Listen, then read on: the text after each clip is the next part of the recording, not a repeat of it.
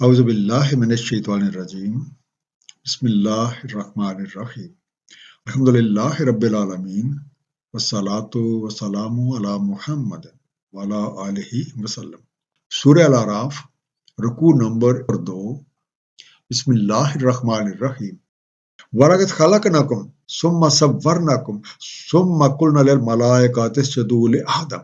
तहकीक हमने तुम्हें खलक किया, फिर तुम्हारी सूरतगरी की, फिर हमने फरमाया मलाइका को सजदा करो आदम को।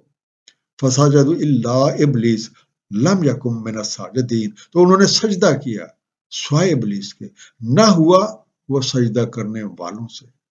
काला मा माना का अल्लाह तस्जुदा इस अमरतुक। फरमाया क्या माने है तुम्हें कि तुमने सजदा ना किया जब मैंने तुझे अमर दिया। काला अना खैरुम मिन्हु खलक़तनी मिन नारिन व खलक़तहु मिन तीन। बोला मैं इससे बेहतर हूँ, आपने मुझे खलक किया आग से और आपने इसे खलक किया है गारे से। हम सबको अल्लाह ताला ने खलक फरमाया और अल्लाह ने हमारी सूरतें बनाई। फिर मलाइका से कहा आदम को सजदा करें। सब ने सजदा किया स्वाय इब्लीस की। जब इब्लीस से पूछा गया कि इसे सजदा करने से किस चीज ने रोक दिया, तो उसने जवाब दिया मैं इससे बेहतर हूं जिसे आप मुझे सजदा करने को कह रहे हैं। आपने मुझे तो आग से तख्लीक किया है, जबकि आदम की तख्लीक मट्टी के गारे से हुई है। इस वाकया की तफसीलात कुरान करीम में कई जगह बयान हुई। मसलन सूरह बनी इसराइल आयत नंबर 61 में इरशाद है, जब हमने फरमाया मलाइका से सजदा करो आदम को, तो सजदा किया उन्होंने स्वाय इब्लीस के। बोला क्या मैं सजदा करूं जिसको आपने खलक किया है मट्टी के गारे से। सूरह साद आयत नंबर 75 और 76 के मुताबिक इब्लीस से इनकार सजदा की वजह पूछने और जो उसने जवाब दिया उसके बारे में है, ऐ इब्लीस क्या माने हुआ तुझे कि तुम सजदा करते उसको जिसे मैंने खलक किया है अपने हाथों। क्या तूने तकब्बर किया है या तू को आली मर्तबत है। बोला मैं बेहतर हूं इससे, आपने मुझे खलक फरमाया है आग से और आपने इसे खलक फरमाया है गारे से। इन आयात पे गौर करने से इब्लीस के इनकार की जो वजूहत सामने आती हैं, इनमें तकब्बर और खुद नमाई सबसे नुमाया है, जिसकी वजह से अपनी इल्मियत और अपने बड़ाई के जोन में रब करीम के हुक्म से इनकार कर बैठा। काला फाबित मिनहा फमा यकुनु लका अन ततकब्बरा फीहा। फरमाया बस उतर जा यहां से, तो नहीं है तेरे लिए कि यहां तकब्बर करे।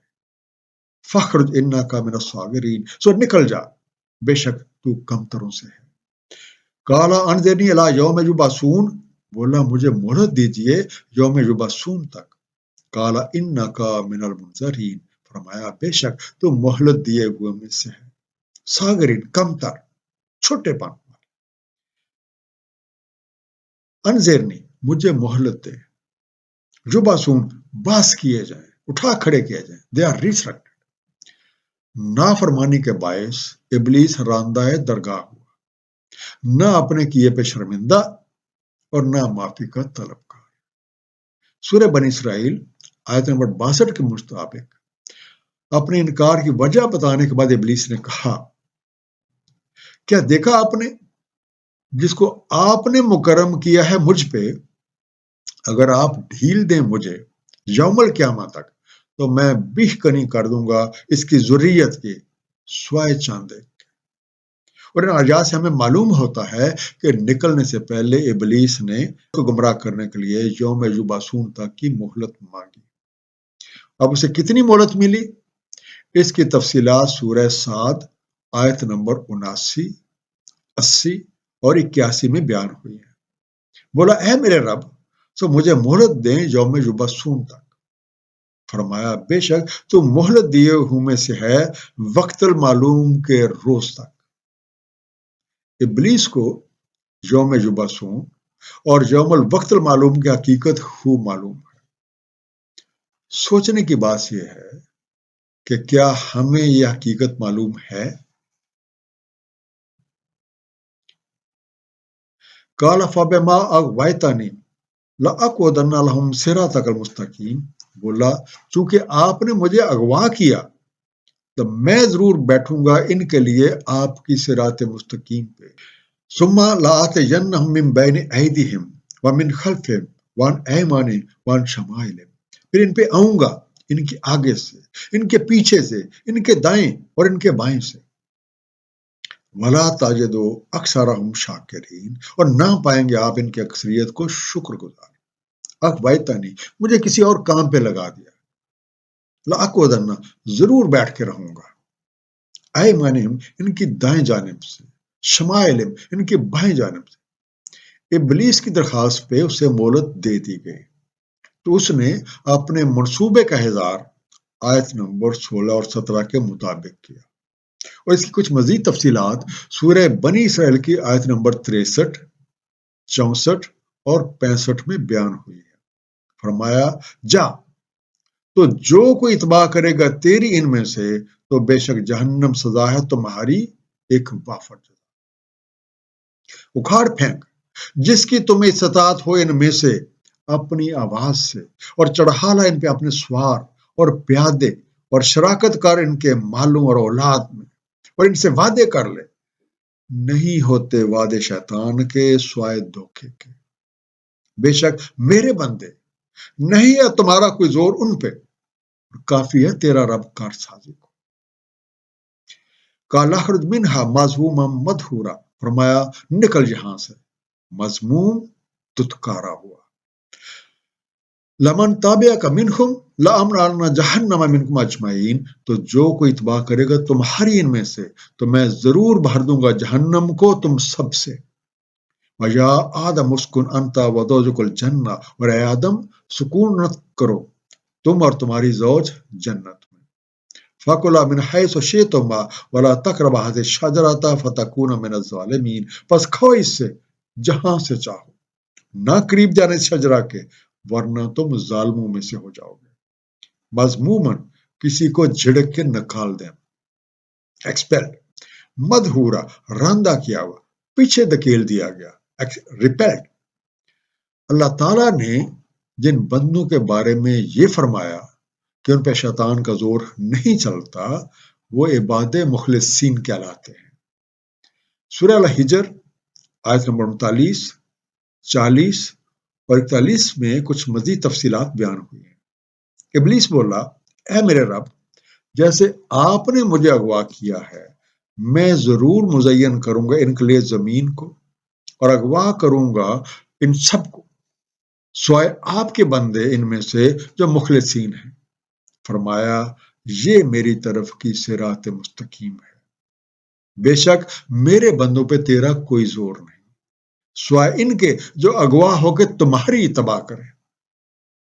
آیت نمبر 18 کے مطابق ابلیس اور اس کے پیروکار سب جہنم میں بھر دیے جائیں گے۔ آدم سے کہہ دیا گیا کہ وہ ان کی زوج جنت میں خوشی خوشی رہیں، اور ساتھ ہی انہیں خبردار بھی کر دیا گیا کہ ابلیس ان سے عداوت رکھتا ہے، اس لیے اس کی چالوں سے خبردار رہیں، وہ کہیں تمہیں جنت سے نہ نکلوا دے۔ اس بات کی تفصیل سورہ طٰہٰ آیت نمبر 117، 118 اور 119 میں بیان ہوئی ہے۔ ہم نے فرمایا اے آدم، بے شک یہ عداوتی ہے تمہارا اور تمہارے جوڑے کا، تو نہ نکلوا دے تم دونوں کو جنت سے کہ تم مشقت میں پڑ جاؤ۔ بے شک تمہارے لیے یہ ہے کہ تم نہ بھوکے رہو گے اس میں اور نہ ننگے، اور یہ کہ نہ پیاست آئے گی تمہیں اس میں اور نہ دھوپ۔ یوں جنت میں انہیں کھانے، پینے، پہننے اور رہنے کی نعمتیں اور ہر طرح کی ذہنی اور فکری آزادی حاصل تھی، صرف ایک پابندی کہ شجر ممنوعہ کے قریب نہیں جانا، ورنہ خوشی اور سکون کی کیفیت چھن جائے گی، جنت سے نکل جائیں گے اور مشقت میں پڑ جائیں گے۔ وَوَسْوَسَ لَهُمَا الشَّيْطَانُ لِيُبْدِيَ لَهُمَا مَا وُرِيَ عَنْهُمَا مِنْ سَوَآتِهِمَا، تو وسوسہ کیا انہیں شیطان نے تاکہ عیاں کر دے جو چھپی ہوئی تھیں ایک دوسرے سے ان کی شرمگاہیں۔ وَقَالَ مَا نَهَاكُمَا रब्बुकुमा अन हाज़िहि शजरते इल्ला अन तकूना मलकैन व तकूना मिनल खालिदीन, और कहा नहीं मना किया तुम्हें तुम्हारे रब ने शजरा से इल्ला ये कि तुम दोनों फरिश्ते हो जाओ या मुद्दते गैर मुय्यन तक जिंदा रहने वाले हो जाओ। वकासमहुमा इन्नी लकुमा लमिनन नासिहीन, और कसम खाई इन दोनों से बेशक मैं तुम्हारे खैर खाओं से हूँ। वो रेजा पोशीदा मैस्ट सवातहमा कबल हिजाब या छुपाई जाने के काबिल दिरशिम कासमहुमा कसम खाई इन दोनों से। आदम और उसकी जौज खुशी खुशी जन्नत में रहने लगे। शैतान ने उन्हें हुक्म अदुली पे आमादा करने के लिए उनके दिलों में वसवसा डाला, और उसका मकसद तो एक ही था कि उन्हें जन्नत से निकलवा दे। इनसे कहा कि इस शजर से तुम्हें सिर्फ इसलिए मना किया गया है कि कहीं तुम लोग फरिश्ते ना बन जाओ या एक मुद्दते गैर मुय्यन तक जिंदा रहने वाले ना हो जाओ। इस बात की कुछ तफसील हमें सूरह ताहा की आयत नंबर 120 में मिलती है। तो वसवसा किया इनको शैतान ने, बोला ए आदम क्या मैं निशानदेही करूं तुम एक शजरा देरपा की और एक बादशाही लाजवाल की। अब सोचने की बात है कि आदम मस्जूद मलाइका थे, जन्नत में रह रहे थे, तो फिर शैतान के झांसे में कैसे आ गए। और मजीद ये कौन सी जन्नत है जिसमें शैतान भी मसरूफ अमल है। ये हम सबको अपने अपने तौर पे खुद सोचना है।